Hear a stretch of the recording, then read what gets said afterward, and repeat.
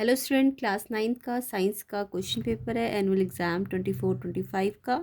तो जिन बच्चों का ये एग्ज़ाम हो चुका है, ये क्वेश्चन पेपर है, वो अपने आंसर्स चेक कर सकते हैं। एंड नेक्स्ट डे जिनका एग्ज़ाम है उनके लिए इंपॉर्टेंट है, इसलिए अच्छी तरह से प्रैक्टिस कर लेना।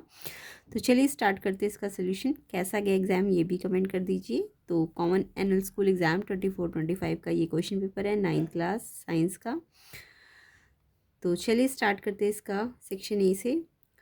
तो इजी था, हार्ड था, कमेंट कीजिए। तो ये सारे क्वेश्चंस है, अब हम इसके सोल्यूशन करेंगे। तो सेक्शन ए का फर्स्ट क्वेश्चन देखिए, सिंपल सा आया था, सारा ही प्लेलिस्ट में से आया था। मैंने आपको बोला था प्लेलिस्ट सेक्शन को ज़रूर चेक कर लेना, उसी में से ये सारा क्वेश्चन पेपर आया हुआ है। तो क्वेश्चन 1 है, sublimation is said to occur when the change in state of substance occur directly from. तो सब्लिमेशन का क्वेश्चन तो सबको कराया गया था। सब्लिमेशन क्या होता है? जब कोई सॉलिड डायरेक्ट गैस में स्टेट में चला जाता है, सॉलिड डायरेक्ट गैस में चला जाए तो उसे सब्लिमेशन कहते हैं। जैसे कैम्फर होता है ना, एग्जाम्पल फिनाफ्थलीन, ये सब सब्लिमेट करते हैं। तो यहाँ पे आंसर सॉलिड टू गैस है। सी ऑप्शन किस किस बच्चे ने टिक किया है कमेंट करेंगे। तो फर्स्ट क्वेश्चन बहुत ही सिंपल सा क्वेश्चन था।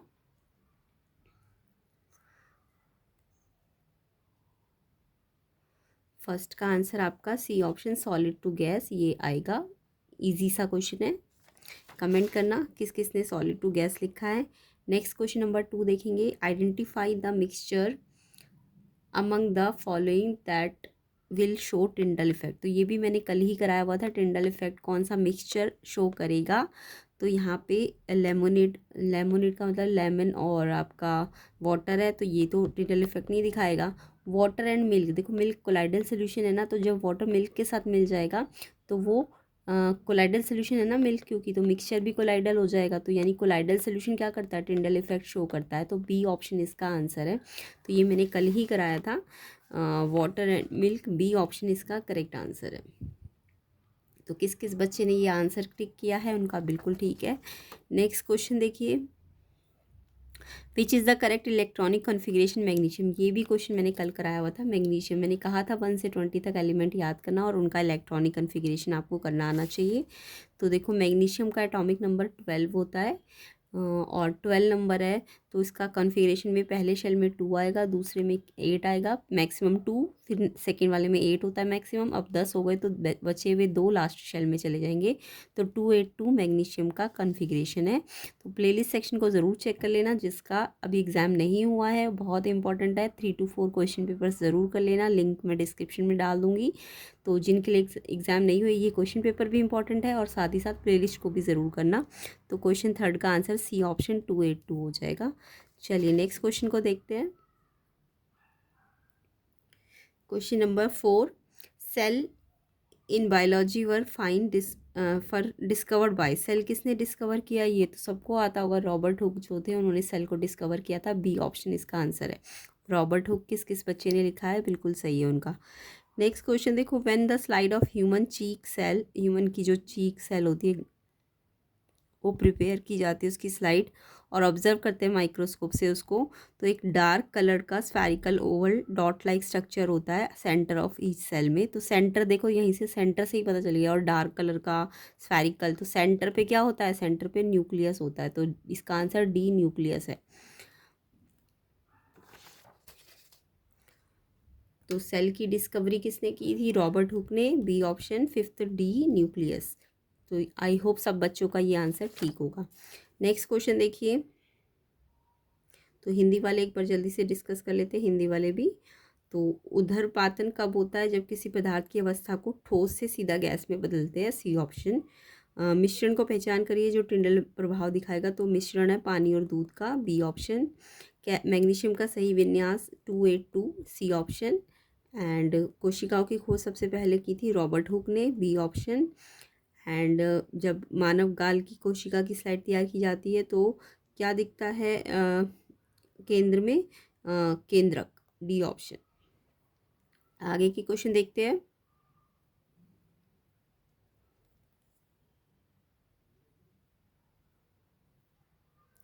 नेक्स्ट क्वेश्चन नंबर 6 देखेंगे। If the medium has a lower concentration of water then the cell loses water by osmosis. कल कराए हुए सारे क्वेश्चन आए हुए हैं और मैंने आपको बोला था अच्छी तरीके से कर लेना एंड प्लेलिस्ट को भी कर लेना अच्छी तरीके से, जिनके एग्ज़ाम नहीं हुए। मोस्टली क्वेश्चन सारे ये तो मैंने कल या परसों वाली क्लासेस में ही कराए हुए हैं। तो सेल में जिसमें कौन सा मीडियम है जिसमें पानी का कंसंट्रेशन सेल से कम होता है और सेल क्या करती है, वाटर लॉस करती है, और सेल वाटर लॉस करती है मानी श्रिंक हो जाती है। तो सेल कौन से सोल्यूशन में श्रिंक होती है, मैंने कल कराया था आपको। सेल वाटर लॉस करेगी तो सेल श्रिंक हो गई ना। श्रिंक किस में होता था, हाइपरटोनिक सोल्यूशन में। तो जो सेल श्रिंक होती है ये आपका होता है, श्रिंक का मतलब समझ गए ना, वाटर सॉल्यूशन मतलब वाटर लीव कर जाएगा, लॉस हो जाएगा तो श्रिंक हो जाएगी, और श्रिंक होता है हाइपरटोनिक। और अगर सेल स्वेल कर जाती, मतलब पानी का कंसंट्रेशन अगर सेल में आ जाता है ना, सेल में पानी आ जाता, अगर एंटर कर जाता, अगर सेल में पानी एंटर कर जाता तो स्वेल कर जाती। स्वेल होता है हाइपोटोनिक में, हाइपोटोनिक। तो ये मैंने आपको कल ही कराया हुआ था। स्वेल करती है हाइपोटोनिक में और श्रिंक करती है हाइपरटोनिक में। तो यहाँ से दिख ही रहा है ना, सेल में पानी कम हो गया तो सेल श्रिंक करेगी, तो श्रिंक मतलब हाइपरटोनिक। ए ऑप्शन इसका आंसर है, hypertonic solution, A option correct answer. Next देखिए,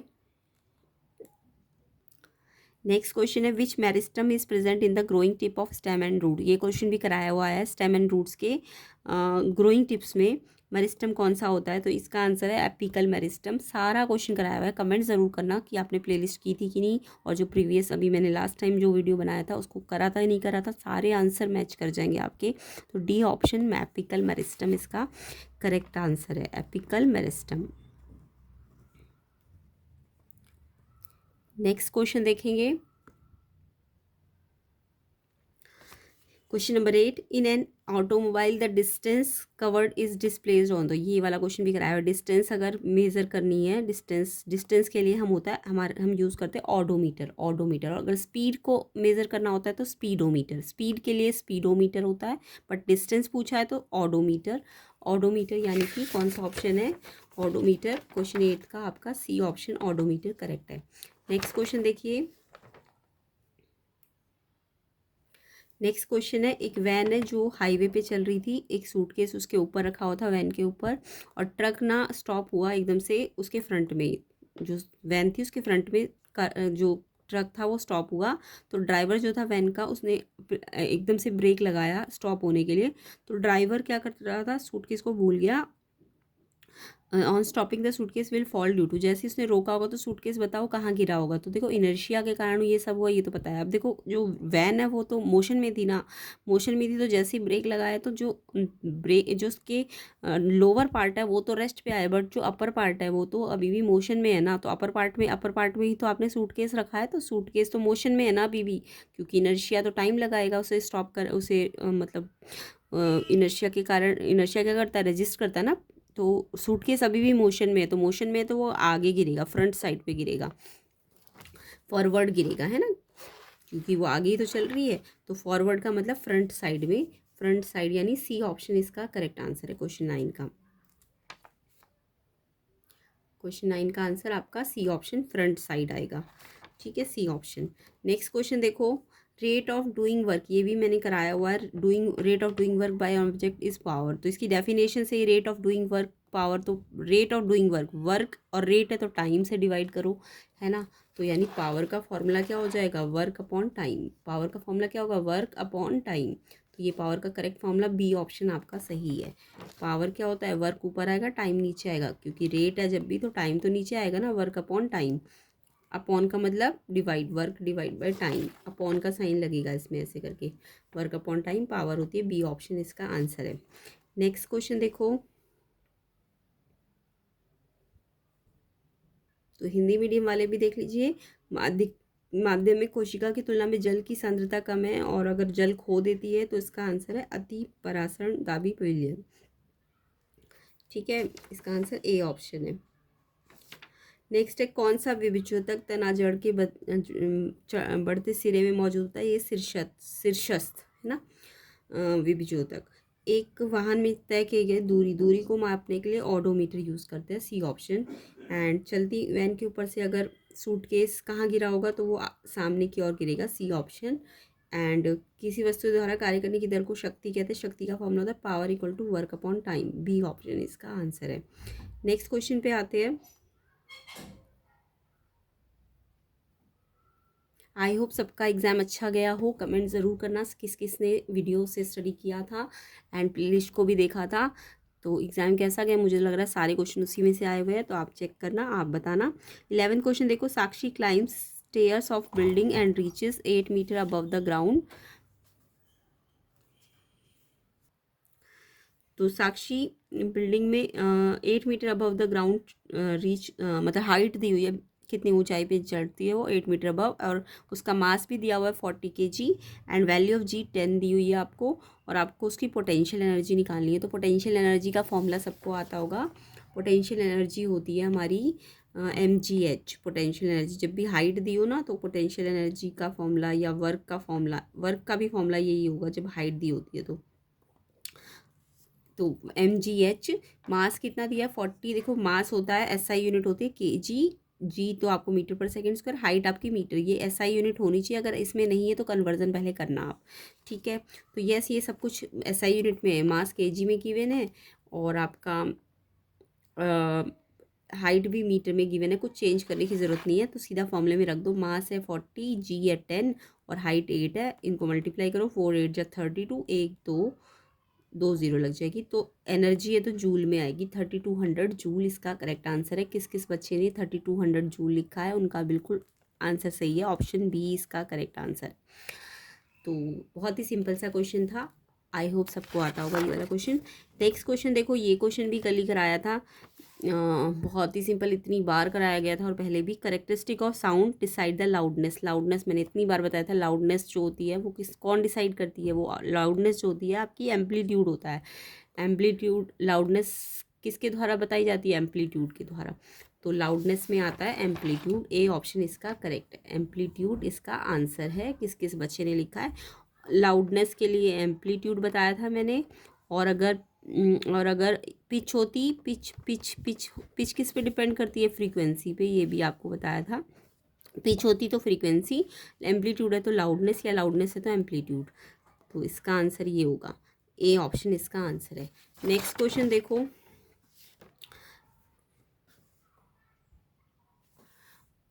doctors use a medical instrument for listening sound produce by the heart और lungs in patients body. Select करना name of the medical instrument. तो आपने देखा भी होगा डॉक्टर क्या करते हैं, जो पेशेंट्स होते हैं उनकी हार्ट बीट सुनने के लिए, लंग्स वगैरह के लिए एक इंस्ट्रूमेंट लगाते हैं उनके, है ना, तो उसको कहते हैं स्टेथोस्कोप, सी ऑप्शन। ये मल्टीपल रिफ्लेक्शन पे वर्क करता है, ये मैंने आपको सिखा रखा है। तो इसका आंसर आपका हो जाएगा क्वेश्चन 13 का सी, स्टेथोस्कोप। किस किस बच्चे ने ये ऑप्शन टिक किया है, बिल्कुल ठीक है उनका आंसर। तो अभी जिनके एग्ज़ाम नहीं हुए हैं, ये क्वेश्चन पेपर तो करना ही करना है, साथ ही साथ प्लेलिस्ट को ज़रूर चेक कर लेना, लिंक डिस्क्रिप्शन में डला हुआ है। और भी पेपर्स के प्लेलिस्ट बने हुए, उनका भी आप वो भी चेक कर लेना चैनल पेज पे, तो आपको मिल जाएगा। एंड इसका PDF लिंक भी मिल जाएगा, टेलीग्राम लिंक चैनल पेज से ले लेना। नेक्स्ट क्वेश्चन नंबर 14 देखो, which of the following fish species is a surface feeder in composite fish culture. जो कंपोजिट फिश कल्चर है उसमें कौन सी सरफेस फीडर वाली फिश है, तो इसमें रोहू, कतला, मृगल, ग्रास कार्प। तो इसमें कतला आंसर है, जो फीडर सरफेस फीडर होती है। तो सरफेस फीडर में आपका कौन सी फिश आएगा, कतला, बी ऑप्शन इसका आंसर, बी ऑप्शन है कतला। तो किस किस बच्चे ने बी पे टिक किया है, उनका बिल्कुल ठीक है। नेक्स्ट क्वेश्चन देखो, नेक्स्ट क्वेश्चन है 15, among the following statement which one is not desirable for beekeeping. मतलब इनमें से कौन सी बी कीपिंग के लिए डिज़ायरेबल नहीं है, नॉट वाला पूछा है, कौन सा ज़रूरी नहीं है। तो बी ब्रीड वेरी वेल, ये तो होना चाहिए। Bee stay in the beehive for long period, ये भी होना चाहिए, वो उसको लंबे टाइम तक बी हाई में रहना पड़ेगा, तभी तो बी कलेक्ट हो पाएगा ना। Bee have high honey collection capacity, ये भी होना चाहिए, जब उसके पास ज़्यादा कलेक्शन कैपेसिटी होगी बी के पास, तभी तो बी कीपिंग अच्छी हो पाएगी ना। तो ये सब तो होना चाहिए। इन्होंने बोला नहीं, कौन सा नहीं डिज़ायरेबल है, तो bee sting more and go to different pastures. Bee sting ज़्यादा करनी चाहिए, नहीं ये नहीं होना चाहिए, बी स्टिंग लेस, लेस करना चाहिए। बी कीपिंग के ये करेक्टरिस्टिक है, ये तीनों तो ठीक है बट ये वाला गलत है, ये लेस होना चाहिए था बी स्टिंग, तो यहाँ मोर लिख दिया, तो यहाँ पे नॉट डिजायरेबल पूछा है तो इसलिए डी ऑप्शन इसका करेक्ट आंसर है, मतलब नहीं होना चाहिए था ये, बी ज़्यादा स्टिंग नहीं करनी चाहिए थी, तो आपको नॉट वाला ही पूछा है तो इसलिए डी ऑप्शन इसका आंसर है। बाकी सब ठीक है, होना चाहिए बी कीपिंग के लिए बट ये नहीं होना चाहिए, तो डी ऑप्शन इसका आंसर है। तो क्वेश्चन आपका जो 15 है उसका आंसर डी है, ठीक है। बी स्टिंग मोर नहीं होना चाहिए था, लेस होना चाहिए था, तो ये गलत ऑप्शन है, लेकिन आपको गलत पे ही टिक करना है, तो डी ऑप्शन इसका आंसर है। नेक्स्ट क्वेश्चन देखो, अब हिंदी में भी देख लेते हैं एक बार जल्दी से। तो यहाँ पे साक्षी एक इमारत की सीढ़ियाँ चढ़ती है, इसकी ऊंचाई 8 मीटर है, द्रव्यमान 40 है और जी 10 है, तो MGH लगाओगे तो 3200 जूल, डी ऑप्शन इसका आंसर है। नेक्स्ट है ध्वनि का अभिलक्षण प्रबलता को निर्धारित करता है, प्रबलता के लिए आयाम होता है, ए ऑप्शन। एंड हृदय में जो डॉक्टर लगाते हैं फेफड़ों में तो उसको लिए यूज़ करते हैं वो स्टेथोस्कोप, सी ऑप्शन। एंड निम्नलिखित में से कौन सी मछली है जो मिश्रित मछली संवर्धन में सतह में अपना भोजन प्राप्त करती है, कतला, बी ऑप्शन। नेक्स्ट देखो, कौन सा कथन मधुमक्खी पालन के लिए सही नहीं है, सही नहीं है, मधुमक्खी अधिक डंक मारती है, ये ठीक नहीं है, तो ये वाला ऑप्शन आपको टिक लगाना था। आगे के क्वेश्चंस देखते हैं।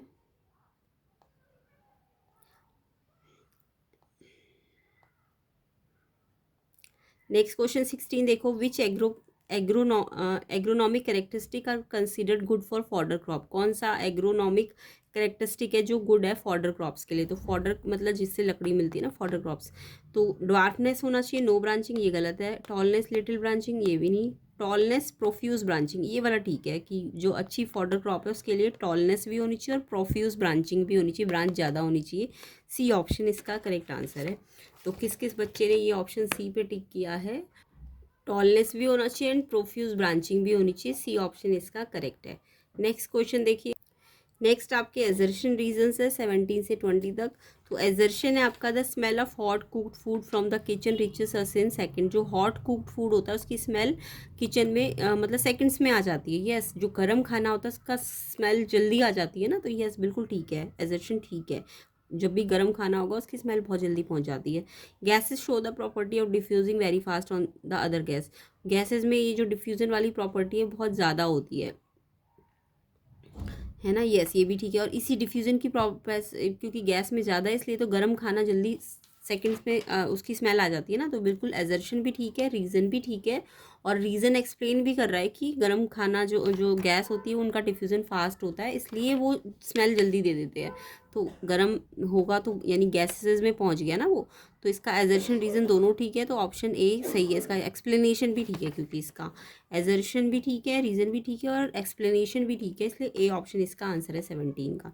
18 देखो, एजर्शन है स्टोमेटा स्मॉल पोर्स होते हैं जो all over the plant surface होते हैं, देखो ये स्मॉल पोर्स है ये तो ठीक है, बट ये all over the plant surface नहीं होते, ये गलत है। ऑल ओवर की जगह यहाँ पे लिखना था कि लीव के सरफेस पे पाए जाते हैं ये, तो यहाँ पे ये गलत है, तो एजर्शन गलत है आपका क्योंकि उन्होंने लिखा है ऑल ओवर द प्लांट होते, ये बिल्कुल गलत है, ऑल ओवर नहीं होते, तो एजर्शन आपका गलत है। रीज़न सही है, क्यों, क्योंकि रीज़न ये बताया गया स्टोमेटा एक्सचेंज करते, गैसेज एक्सचेंज और ट्रांसपिरेशन करते, यस ये बिल्कुल ठीक है, तो ये बिल्कुल ठीक है रीज़न, बट एजर्शन गलत है जिसके कारण ऑप्शन डी आपका आंसर हो जाएगा। तो 18 का ऑप्शन डी किस किस बच्चे ने किया है, एजर्शन फॉल्स है, रीज़न ट्रू, डी ऑप्शन इसका आंसर है।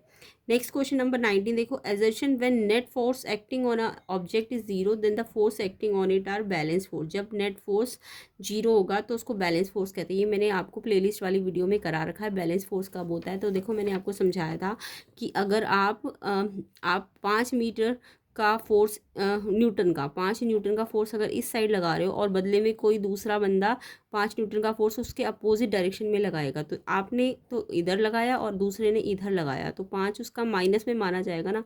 अब आप इसका नेट फोर्स जब निकालोगे -5 और इस साइड लगाया तो +5, तो ये नेट फोर्स कितना आएगा 0, तो ये फोर्स बैलेंस होते हैं कि जितना आपने इस साइड लगाया उतना ही अपोजिट दूसरे ने लगाया, तो ये नेट फोर्स है, इसे बैलेंस फोर्स कहते हैं क्योंकि इसमें नेट फोर्स कितना आता है 0, और जब नेट फोर्स ही 0 है तो फोर्स क्या होता है मास इनटू एक्सलेशन, तो एक्सलेशन भी तो 0 ही आएगा, तो जब भी बैलेंस फोर्स होता है तो उसका एक्सलेशन 0 होगा क्योंकि नेट फोर्स 0 है। बट जो अनबैलेंस फोर्स होते हैं, अनबैलेंस्ड फोर्स, अनबैलेंस्ड में क्या होगा नेट फोर्स 0 नहीं होगा क्योंकि इसका मतलब 5 अगर आपने यहाँ से लगाया ना तो ज़रूरी नहीं इधर वाले ने 5 लगाया, क्या पता उसने 4 लगाया हो, तो इस साइड लगाया तो माइनस, तो 5 माइनस 4 1, यानी कि इसमें नेट फोर्स 0 नहीं आएगा। तो अगर नेट फोर्स 0 है ही नहीं, अनबैलेंस फोर्स मतलब नेट फोर्स 0 नहीं है, तो एक्सलेशन भी 0 नहीं होगा उसका। आई होप समझ आ गया बैलेंस फोर्स और अनबैलेंस फोर्स। अब क्वेश्चन में बोला है कि नेट फोर्स अगर 0 है तो बैलेंस फोर्स है, बिल्कुल ठीक है। Unbalance force act on a moving object, it can cause change in acceleration. अगर अनबैलेंस फोर्स है तो एक्सलेशन चेंज हो सकता है। यस, कभी 1 होगा, कभी 2 होगा, 0 नहीं होगा लेकिन, है ना। तो यस, तो अनबैलेंस फोर्स में नेट फोर्स 0 नहीं है, क्योंकि तो एक्सलेशन चेंज भी हो सकता है। तो इट मीन्स आपका एजर्शन भी ठीक है, रीज़न भी ठीक है, बट इसका स्टेटमेंट का आपस में कोई लेना देना नहीं है। तो ऑप्शन बी इसका आंसर है, सिर्फ करेक्ट है दोनों स्टेटमेंट कि बैलेंस फोर्स नेट फोर्स 0 होता है, बिल्कुल ठीक है, और अनबैलेंस फोर्स में एक्सलेशन 0 नहीं होगा या चेंज इन एक्सलेशन हो सकता है, यस ये भी ठीक है। तो ठीक है बस। तो B both assertion reason true है, बट एक्सप्लेनेशन वाइज ठीक नहीं है, तो बी ऑप्शन इसका आंसर है। नेक्स्ट क्वेश्चन देखो 20।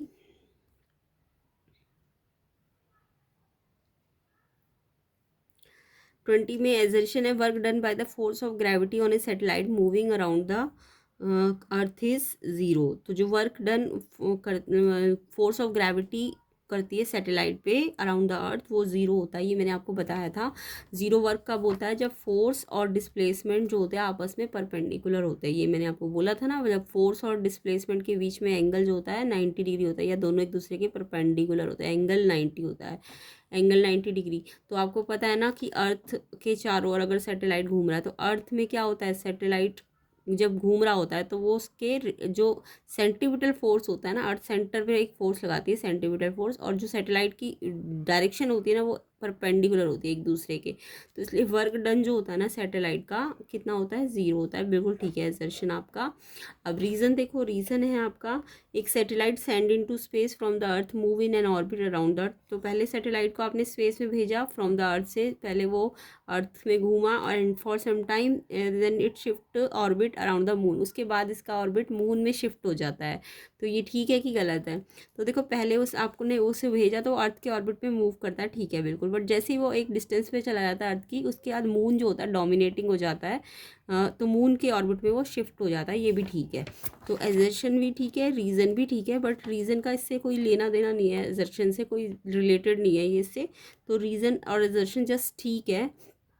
तो इसलिए जब जस्ट ठीक हो तो कौन सा ऑप्शन हो जाएगा, ऑप्शन हो जाएगा एजर्शन रीज़न ट्रू है, बट एक्सप्लेनेशन ट्रू नहीं है, बी ऑप्शन इसका भी आंसर हो जाएगा।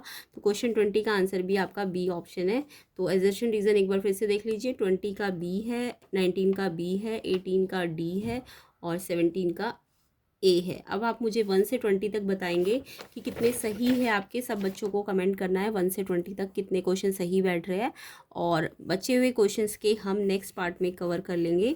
तो ये पूरा क्वेश्चन पेपर है, मैं क्वेश्चन पेपर एक बार दिखा देती हूँ, जिनका एग्जाम अभी नहीं हुआ उनके लिए इंपॉर्टेंट है, इसलिए इसे अच्छी तरह से प्रैक्टिस कर लीजिएगा।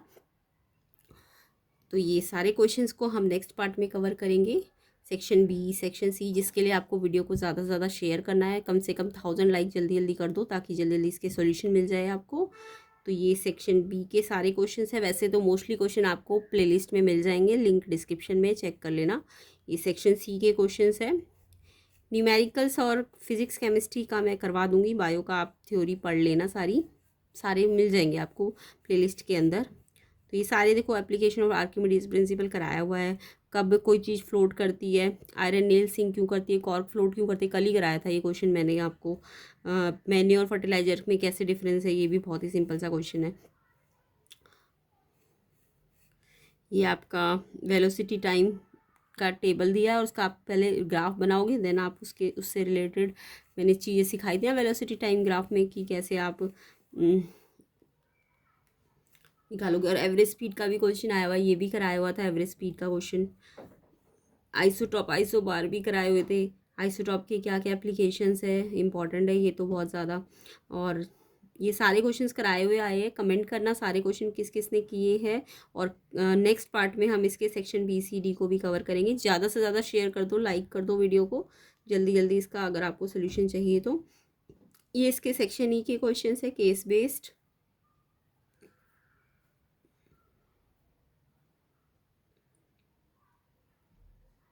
Formula unit of water molecule बताना था।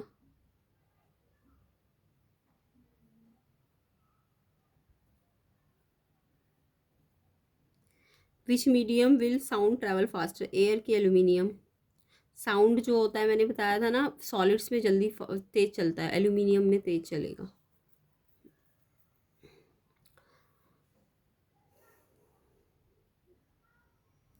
पिच बतानी, पिच की डेफिनेशन भी कल ही दी है मैंने। लाउडनेस, सारे क्वेश्चन कराए हुए आए, प्लेलिस्ट में से भी है और कुछ तो कल परसों ही कराए हुए थे। आई होप सबका एग्जाम अच्छा गया होगा। एंड इसका सोल्यूशन चाहिए आपको सेक्शन BCD का, जल्दी से जल्दी सारा वीडियो को शेयर करो, लाइक करो। एंड चैनल में नए हो तो सब्सक्राइब ज़रूर करना। एंड आपको मैथ्स की भी प्लेलिस्ट मिलेगी, इंग्लिश की भी प्लेलिस्ट मिलेगी, चेक कर लेना। वीडियो को शेयर कर दो, लाइक कर दो। और एग्ज़ाम कैसा गया कमेंट कर दो। 1 से 20 तक कितने मार्क्स आ जाएंगे ये भी कमेंट कर दो सारे बच्चे। एंड जिनके एग्ज़ाम कल है उनको अच्छी तरह से प्रैक्टिस करना है, साथ ही साथ प्लेलिस्ट को भी प्रैक्टिस करना है।